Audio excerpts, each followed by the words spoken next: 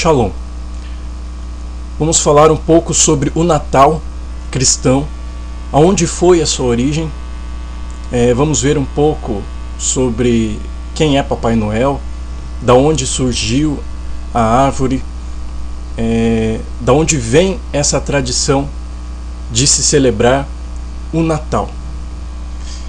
E de tudo que veremos aqui, que isso não seja motivo para você chegar na casa dos outros e querer que as pessoas tirem seus Papai Noéis, tirem suas árvores e queira quebrar a casa da pessoa, não. Que você tenha sabedoria e ciência, entenda o limite do outro e entenda e compreenda o entendimento que o outro tem. Cada um anda de acordo com o entendimento que tem. Eu não posso forçar o outro a compreender e entender aquilo que eu vivo e entendo.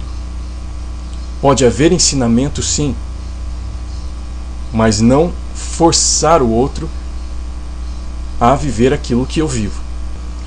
Bom, a festa do Natal jamais esteve incluída nas festividades da igreja, mas lembrando que a igreja do Eterno é Israel, constituída por naturais e não naturais, vivendo a mesma constituição, a Torá, de acordo com Efésios 2. Você pode ler lá que a igreja é constituída por naturais e não naturais. Os gentios deixam de ser gentios, os estrangeiros deixam de ser estrangeiros, para entrar na comunidade de Israel vivendo uma mesma cidadania, qual é a Torá.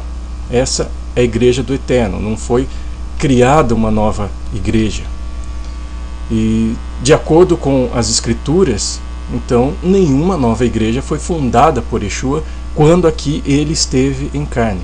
Portanto, quanto à questão do Natal, tratamos neste estudo de uma igreja que não foi fundada pelo Eterno de Israel, mas por um sistema de engano greco-romano. A esta igreja cabe sim a celebração do Natal, pois faz parte da sua natureza, mas não faz parte da verdadeira igreja do Eterno. Quem está em Roma celebra as suas festas e vive as suas leis, mas quem está em Jerusalém está desassociado de Roma. E por isso digo que, se você quiser saber algo sobre as Escrituras ou sobre as suas festas, você precisa olhar para Jerusalém e Israel do plano original e não para Roma. Porque, como está declarado pelo Eterno irrevogavelmente, a sua Torá, a sua lei, a sua instrução sai de Sião. E a sua palavra de Jerusalém. Não está escrito que a palavra do Eterno sai de qualquer outro lugar, ou de qualquer outra nação, ou de qualquer outro contexto, e muito menos de Roma ou Babilônia. Isso está declarado em Isaías 2:3. Irão muitas nações e dirão: vinde e subamos ao monte do Senhor e à casa do Elohim de Jacó, para que nos ensine os seus caminhos e andemos pelas suas veredas, porque de Sião sairá a Torá, a lei, a instrução e a palavra do Senhor de Jerusalém. Então vamos ver um pouco sobre essa questão do Natal dentro do contexto israelita, o qual não existe nesse contexto israelita a festa do Natal. E só uma observação aqui: hoje nós vemos que muitos têm entendido aquilo que é falso, têm visto aquilo que é falso, porém muitos têm compreendido aquilo que é falso, mas não têm vivido o que é verdadeiro. Nós precisamos entender o que é falso, mas viver aquilo que é verdadeiro. Por exemplo, vamos ver que essa festa do Natal nada tem a ver com a igreja do Eterno, nada tem a ver com Israel, porém há festas que são verdadeiras, ordenadas pelo Eterno, e nós veremos estas a seguir neste estudo. Então, os caminhos do Eterno são ensinados na casa do Eterno de Jacó. Não há outra casa que possamos encontrar os caminhos do Eterno de Israel. E é algo muito claro e simples se você perguntar sobre a festa do Natal para um judeu que crê em Yeshua, ou para um rabino, e também perguntar para um pastor ou um padre, não generalizando, lógico, as pessoas, mas falando dentro de um contexto geral de movimento, de sistema, de organização, de instituição. Se você fazer essa pergunta sobre o Natal para essas pessoas, certamente as respostas serão muito diferentes. Um judeu e um rabino vai responder para você de forma diferente do que um pastor e de um padre. Porque para o judeu, o hebreu, o israelita, nunca houve uma festa de celebração natalícia no calendário. E lembremos que Yeshua e seus discípulos eram hebreus e judeus e pensavam desta forma. Mas enfim, o Israel, em obediência ao Eterno, nunca celebrou tal festa de Natal, porque o Eterno nunca ordenou essa festa. Porém, temos o relato na história que os desobedientes de Israel se contaminaram com essas abominações, com estas celebrações, e tiveram más consequências. Isso provocou a ira do Eterno. Então é uma celebração que remonta aos tempos antigos. Mas vamos ver isso então no decorrer deste estudo. Mas a questão é que não vemos nas Escrituras o Eterno ordenando uma celebração natalícia ao seu povo. Essa é uma festa estranha a Israel. Pois bem, os discípulos de Yeshua, os nazarenos do primeiro século, nunca celebraram o Natal, pois viviam dentro da comunidade de Israel e seguiam então a Torá, a instrução do Eterno de Israel. Esta festa só começou a ser introduzida após o início da formação daquele sistema que hoje é conhecido como Igreja Romana, um cristianismo universalizado, e que de uma forma geral percorre na história, tendo em sua essência o pensamento romano e grego. E somente no século V foi oficialmente ordenado que o Natal fosse observado para sempre como uma festa cristã, no mesmo dia da secular festividade em honra ao nascimento do ídolo solar chamado Hélios, o qual é um sincretismo de Tammuz, o ídolo solar da Babilônia. Então, quando eu falo cristianismo, eu vejo um cristianismo desassociado de Jerusalém, desassociado de Israel.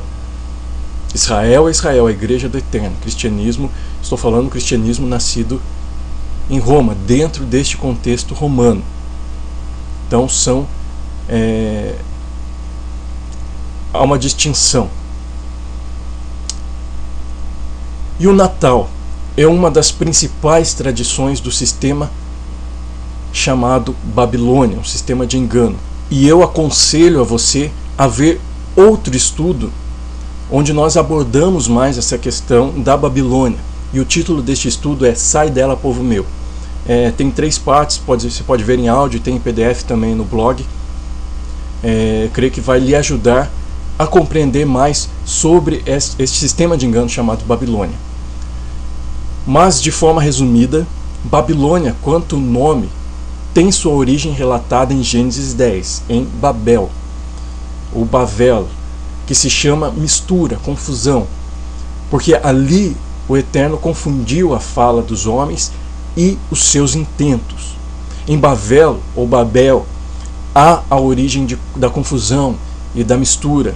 É um sistema organizado de impérios e governos humanos, de explorações econômicas e de todos tipos de idolatria e ocultismo. E a Babilônia, desde o seu princípio, tem o desejo de se colocar no lugar do Eterno. E este desejo da Babilônia, este espírito, esta mentalidade, este sistema percorre a história. Eu creio que isso é uma das principais características da Babilônia, de fazer com que as pessoas sejam enganadas, olhando para a Babilônia, mas achando que é o próprio Altíssimo. Isaías 14, 13, verso 14 diz assim: Tu dizias no teu coração, eu subirei ao céu, acima das estrelas de Elohim, exaltarei o meu trono, e no meu monte da congregação me assentarei, nas extremidades do norte. Subirei acima das mais altas nuvens, e serei semelhante ao Altíssimo.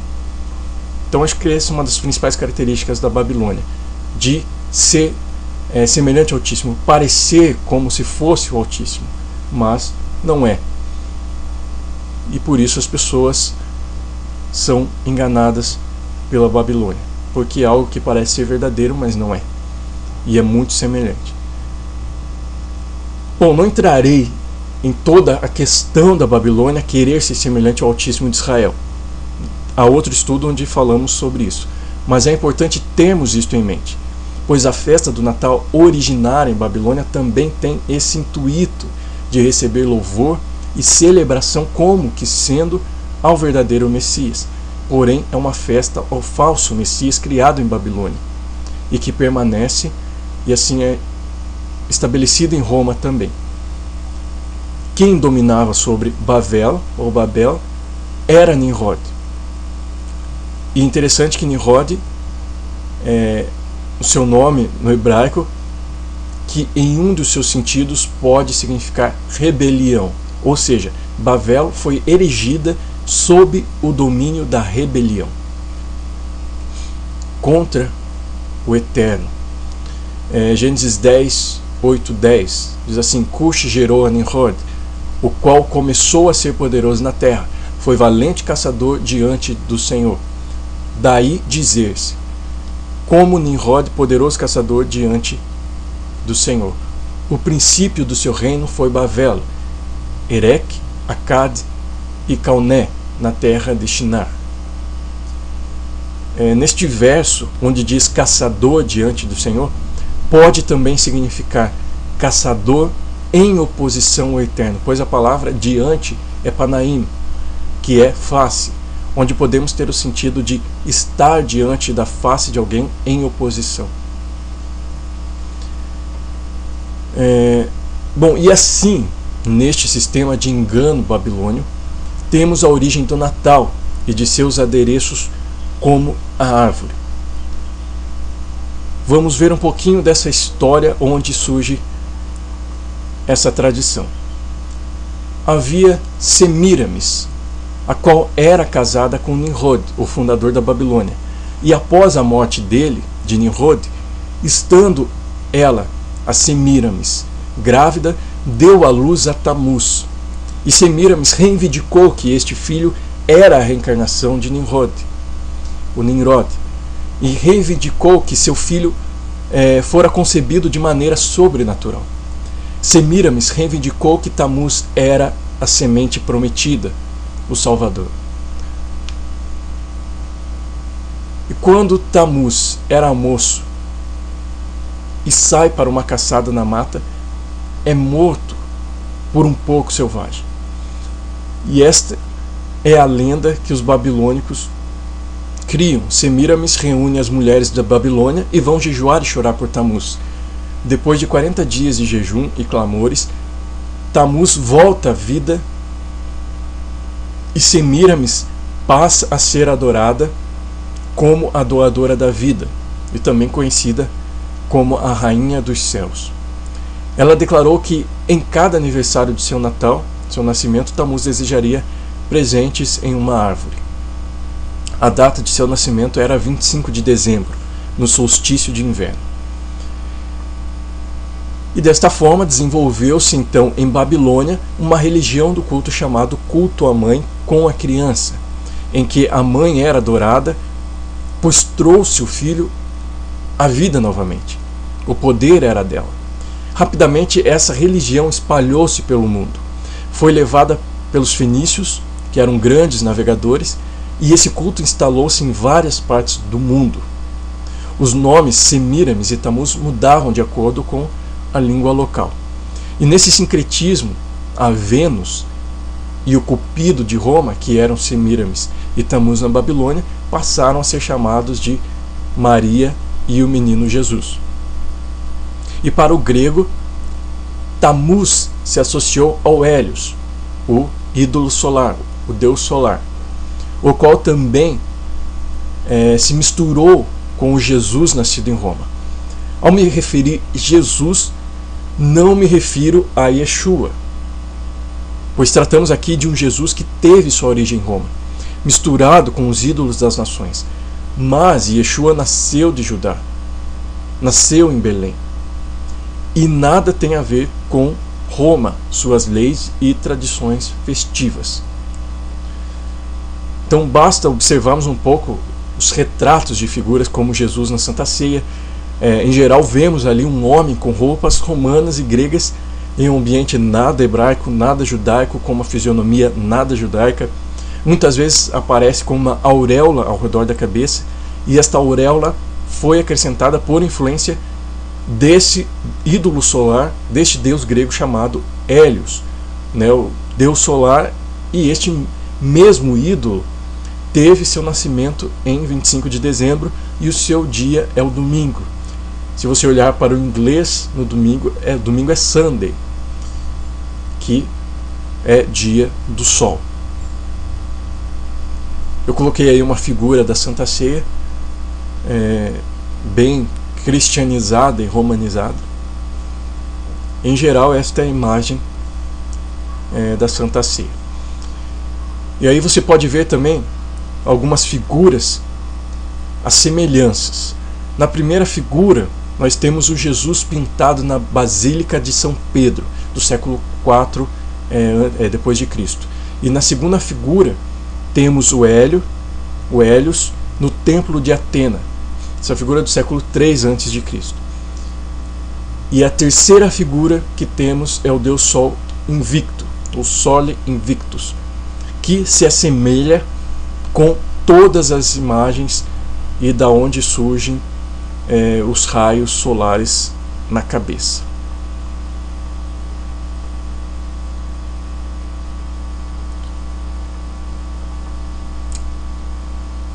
Bom, e agora vejamos uma descrição sobre o Hélios, o astro solar, o qual é para Roma o mesmo que Jesus. Segue uma citação do dicionário de mitologia grega e romana, que diz assim: Hélio, o astro solar, é filho dos titãs Imperion e Teia, e irmão do astro lunar Selene e da aurora Eos. Todas as manhãs ele percorria os céus montado no seu carro de fogo, atrelado a cavalos alados de uma brancura estrondosa. E como você pode ter visto na primeira imagem que você viu, a imagem que está gravada na Basílica de São Pedro, o Jesus ali está em uma carruagem com cavalos. E essa carruagem então vem deste Hélios. Continuando a citação, então quando lá chegava, enquanto seus cavalos cansados se banhavam, Hélio repousava no seu palácio de ouro para depois alcançar de barca o Oriente. O culto do astro solar perdeu a sua importância na época clássica em benefício sobretudo de Apolo, o deus do sol, voltando a recuperar toda a sua força durante o Império, graças à influência das religiões orientais, como Mitra, chamado Sol Invictus. A partir de então tenderá cada vez mais para um monoteísmo, onde o cristianismo colherá as suas tradições. As datas do Natal e da Páscoa foram, na origem, determinadas pelas datas do calendário solar. E Hélios é representado com os traços de um homem jovem e belo, com longa cabeleira encaracolada, de olhos abertos, a cabeça aureolada por raios e vestido com umas roupagens que ondulavam ao vento. A partir desta descrição percebe-se que se assemelha muito fisicamente com a imagem do Jesus romano, onde vemos nos quadros, nas imagens de escultura, pintura, enfim. E desta forma também percebemos a origem da festa solar do Natal. Mas lembremos que esta é a imagem de um Jesus romano, porém há o verdadeiro Yeshua, imagem física do qual não sabemos com exatidão, mas não é isso que importa neste momento. O que importa é entendermos o sincretismo que houve no Jesus romano com o ídolo solar, pois é este Jesus que é celebrado no Natal, um Deus Sol com roupas de Jesus romano. De uma maneira geral, salvo exceções, os cristãos têm essa imagem de Jesus. Tem uma identidade criada por Roma, o que se diferencia da identidade do judeu Yeshua, o Messias, o Mashiach, o ungido. O israelita, o judeu, o hebreu não vê a identidade do seu Messias estando de acordo com o Jesus nascido em Roma. É uma identidade estranha para o nosso povo Israel. Porém, Yeshua se encaixa muito mais com a identidade do Mashiach, do ungido, do Messias, esperado de Israel. E quando assim falo, não estou falando simplesmente do nome, mas sim do contexto histórico de vida, a sua missão, seu pensamento, seu propósito como ungido. E assim temos então a festa solar do Natal, com o Jesus romano associado a Tammuz e Hélios, nascido em 25 de dezembro. E todas essas informações podem ser achadas facilmente em livros de histórias e mitologias. E vemos isso também relatados na própria Escritura. E vamos ver isso agora, esses textos que nos falam sobre essa celebração a Tammuz e a sua mãe, a Rainha dos Céus, onde Israel desobedeceu ao Eterno participando destas celebrações. Israel participa deste culto ao ídolo solar justamente na época do exílio babilônico, ou seja, Israel estava sendo influenciado pelas práticas babilônicas. Vejamos então Ezequiel capítulo 8, verso 14 ao verso 18.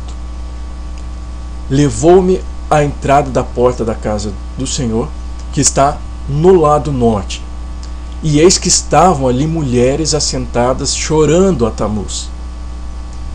Disse-me: vês isto, filho do homem? Verás ainda abominações maiores do que estas. Levou-me para o átrio de dentro da casa do Senhor, e eis que estavam à entrada do templo do Senhor, entre o pórtico e o altar, cerca de 25 homens de costas para o templo do Senhor, e com o rosto para o oriente. Adoravam o sol, virados para o oriente. Então me disse: vês, filho do homem? Acaso é coisa de pouca monta para a casa de Judá o fazerem eles as abominações que fazem aqui, para que ainda encham de violência a terra e tornem a irritar-me? Ei-los a chegar o ramo ao seu nariz. Pelo que também eu os tratarei com furor. Os meus olhos não pouparão, nem terei piedade. Ainda que me gritem aos ouvidos em alta voz, nem assim os ouvirei. Jeremias capítulo 7, verso 18. Os filhos apanham a lenha, os pais acendem o fogo, e as mulheres amassam a farinha para se fazerem bolos à Rainha dos Céus, e oferecem libações a outros ídolos, a outros deuses, falsos deuses, para me provocarem a ira. E também está relatado nas Escrituras que realmente haviam cultos pagãos que se utilizavam de árvores. As pessoas se reuniam embaixo de árvores frondosas para cultuarem o ídolo. E assim Israel se prostituiu participando das celebrações pagãs dos povos. Jeremias capítulo 3, verso 6 diz assim: Disse mais o Senhor nos dias do rei Josias: visto o que fez a pérfida Israel? Foi a todo monte alto e debaixo de toda árvore frondosa, e se deu ali a toda prostituição. Jeremias capítulo 3, verso 9. Sucedeu que pelo ruidoso da sua prostituição poluiu ela a terra, porque adulterou adorando pedras e árvores. Então vemos as celebrações debaixo de árvores e que não agradaram e não agradam o Eterno de Israel. Isso lhe provoca e lhe provocou a ira. O povo dele não deve participar de tais celebrações. E veja bem, a sentença do Eterno veio sobre Israel, o qual é o seu povo. E quem é o povo do Eterno de Israel não deve provocar a ira do Senhor celebrando as festas de outros povos. Israel não deve andar no engano da Babilônia. E por isso o Eterno declara: sai dela, povo meu. Aquele que não é povo do Eterno é natural que celebre aos seus ídolos. No fim, cada um terá sua recompensa devida, para o bem ou para o mal.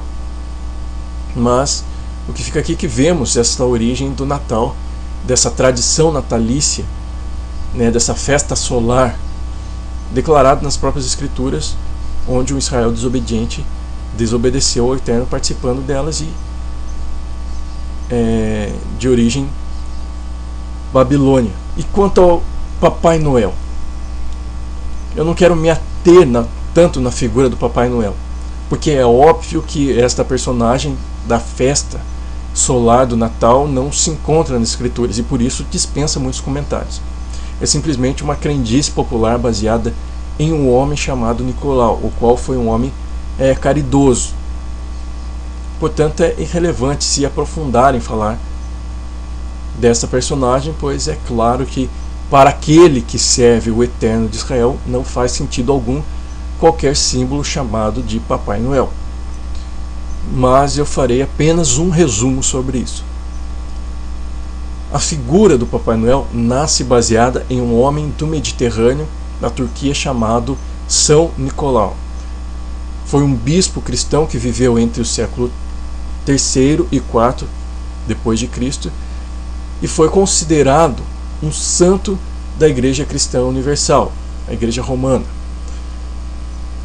Ele era um homem piedoso e caridoso para com as pessoas, e em certa ocasião, quando soube que um homem teria que entregar suas 3 filhas para a prostituição, Nicolau, por 3 dias, na escuridão da noite, para não ser visto, jogou sacos de dinheiro, com dinheiro, pela janela do homem, para que ele pudesse pagar o dote por suas filhas e elas não serem entregues à prostituição.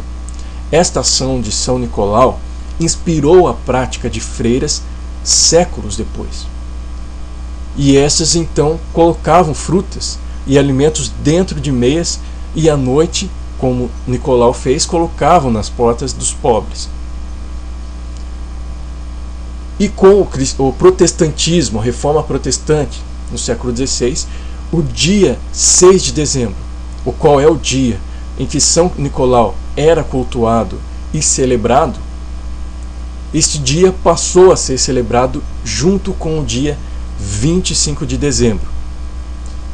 Mas durante o protestantismo, no século XVI, a imagem de São Nicolau se tornou um elfo.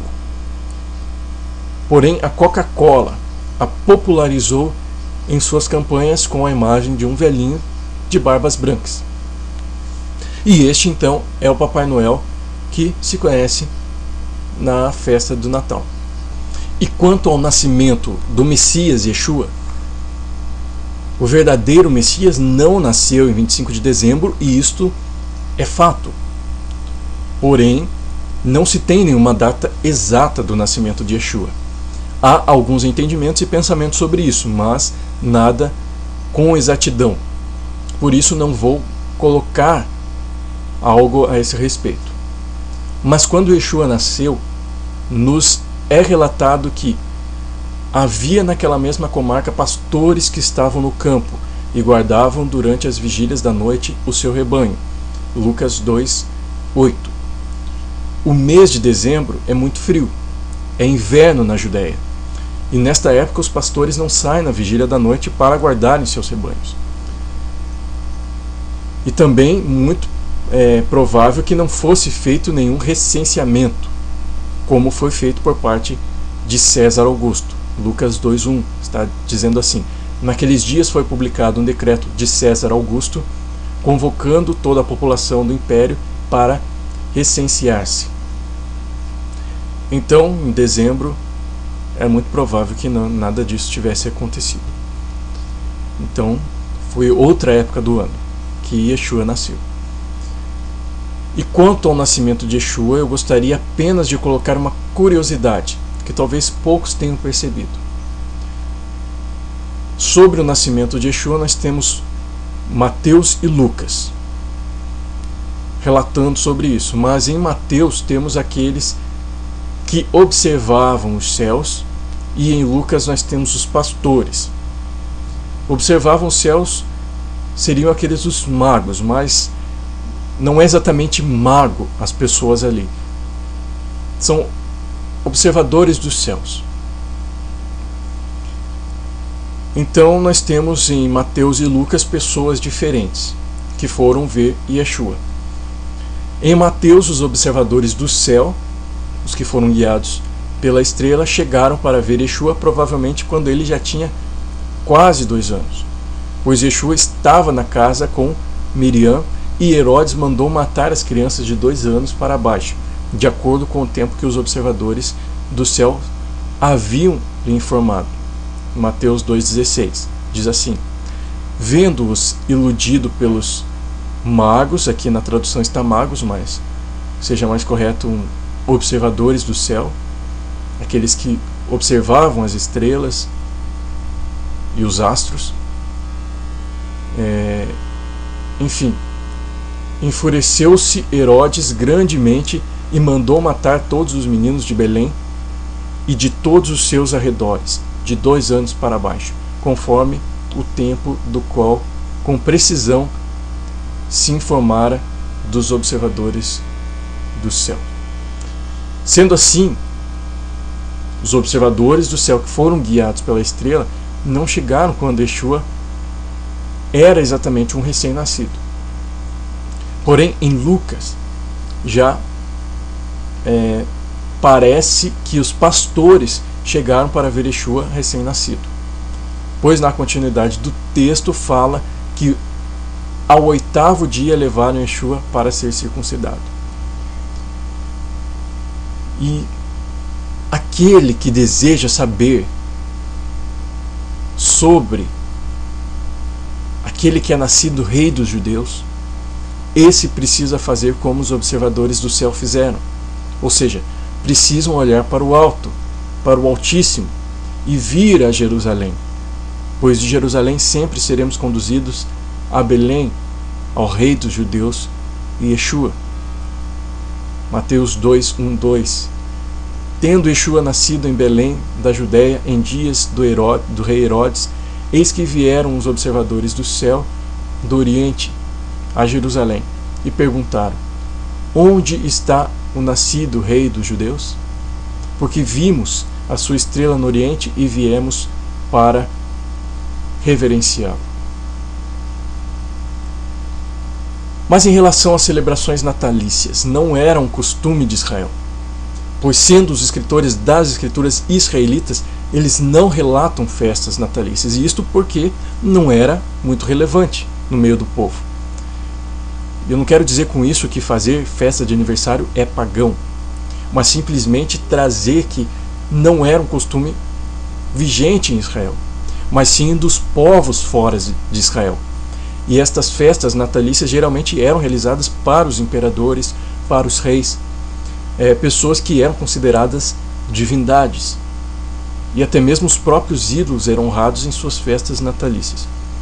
E por isso que não é à toa que quem seguiu a estrela até Yeshua foram os observadores do céu, os quais não eram de Israel. Porque para eles tinha-se o costume de honrar o nascimento dos ídolos. E para eles, Yeshua era como um ídolo que tinha nascido.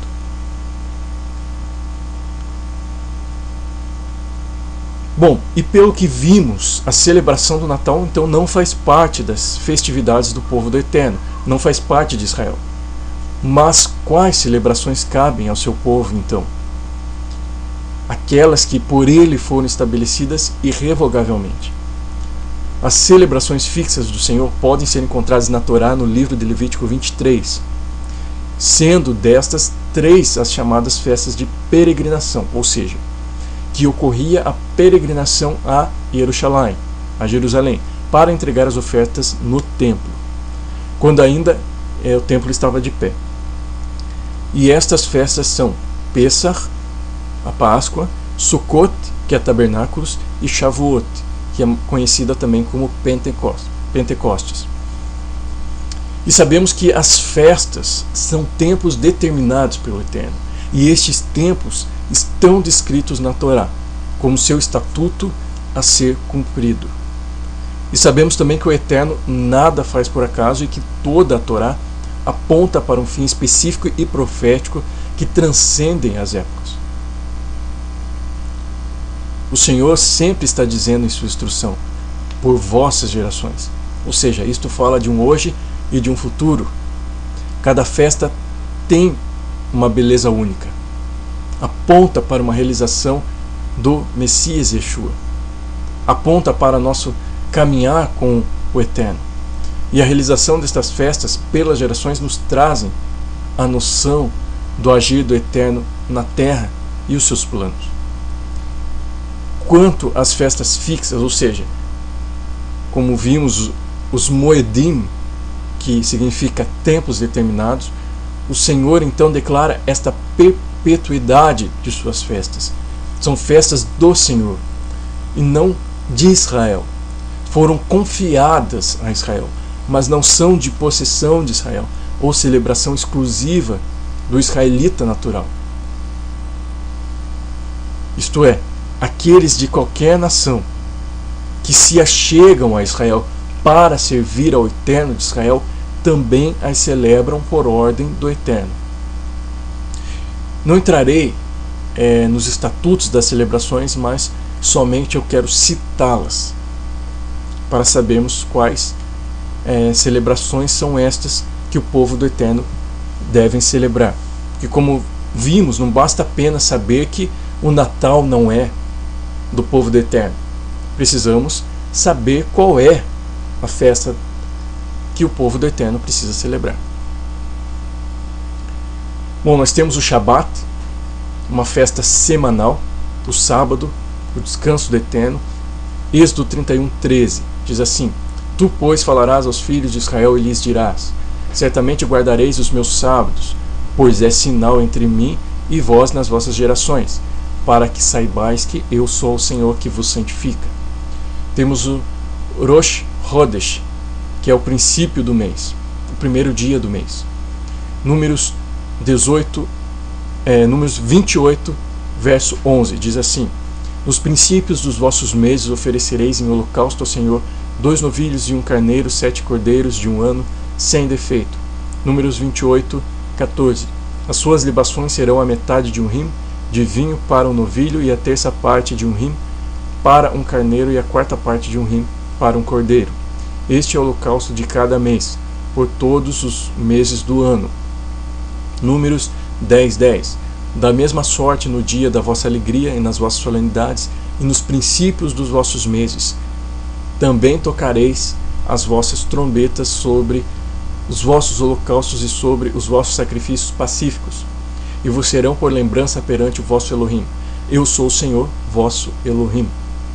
Números 10:8. Os filhos de Arão, sacerdotes, tocarão as trombetas, e a vós outros será isto por estatuto perpétuo nas vossas gerações. Temos também a Hag Hamatzot, ou pães asmos, juntamente com a peça e as primícias. Êxodo 12:17. Guardai, pois, a festa dos pães asmos, porque nesse mesmo dia tirei vossas hostes da terra do Egito. Portanto, guardareis este dia nas vossas gerações por estatuto perpétuo. Levítico 23:14. Não comereis pão, nem trigo torrado, nem espigas verdes, até ao dia em que trouxerdes a oferta ao vosso Elohim. É estatuto perpétuo por vossas gerações e todas as vossas moradas. Shavuot, ou festas das semanas, ou também conhecido como Pentecostes. Levítico 23:21. No mesmo dia se proclamará que tereis santa convocação, nenhuma obra servil fareis, é estatuto perpétuo em todas as vossas moradas pelas vossas gerações. Yom Teruah, dia das trombetas. Número 10:8. Os filhos de Arão, sacerdotes, tocarão as trombetas, e vós outros será isto por estatuto perpétuo nas vossas gerações. Yom Kippur, dia da expiação. Levítico 23:31. Nenhuma obra fareis, e é estatuto perpétuo pelas vossas gerações, em todas as vossas moradas. Sukkot, tabernáculos, festa de tabernáculos, Levítico 23, 41. Celebrareis esta como a festa ao Senhor, por 7 dias cada ano, é estatuto perpétuo pelas vossas gerações. No mês 7º a celebrareis. Só uma observação sobre a festa dos tabernáculos, que creio ser de relevância para nós, como Igreja do Eterno, é o seu sentido escatológico. Porque em Zacarias 14:14 declara a subida das nações a Jerusalém, para celebrarem esta festa na glória futura. Diz assim: todos os que restarem de todas as nações que vieram contra Jerusalém subirão de ano em ano para adorar o Rei, o Senhor dos Exércitos, e para celebrar a festa dos tabernáculos. Então nós vemos aqui que a festa dos tabernáculos ocorrerá na volta de Yeshua, assim como as outras festas também. E então eu coloquei aqui alguns versículos para focar. Esses versículos focam mais quando o Eterno diz para vossas gerações. O intuito aqui é mostrar que essas festas então são perpétuas, independente do tempo. Quando Yeshua voltar, também serão celebradas, hoje e amanhã. E quão importantes são essas celebrações dadas pelo Senhor como estatuto, pois a realização de cada festa tem um sentido profético para cada crente no Senhor, para cada fiel no Senhor, e também revelam a pessoa do Messias, Yeshua. Por isso, se estamos no Mashiach, Yeshua, é interessante observarmos esses estatutos, assim como a igreja do primeiro século observava. 1 Coríntios 5:7, e até o ano 341 depois de Cristo, quando o concílio de Antioquia proibiu a celebração da Páscoa, da Pêssar, porém se faz importante que realizemos com o entendimento de que cada celebração diz respeito ao nosso crescimento no Senhor e aponta para Yeshua.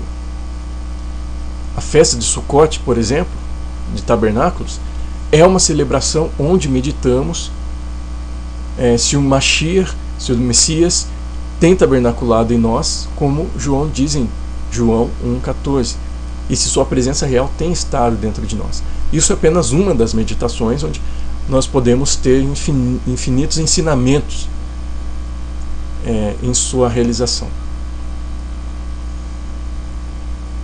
Bom, mas, como vimos, no concílio de Antioquia, no ano 341, foi proibida a celebração da Pêssar no meio cristão. E se criou-se uma nova Páscoa, em outro dia, em outra data, com outros sentidos. Mas enfim. Então vimos um pouco desse Natal, com essa origem pagã, e as festas que são para o povo do Eterno. Shalom.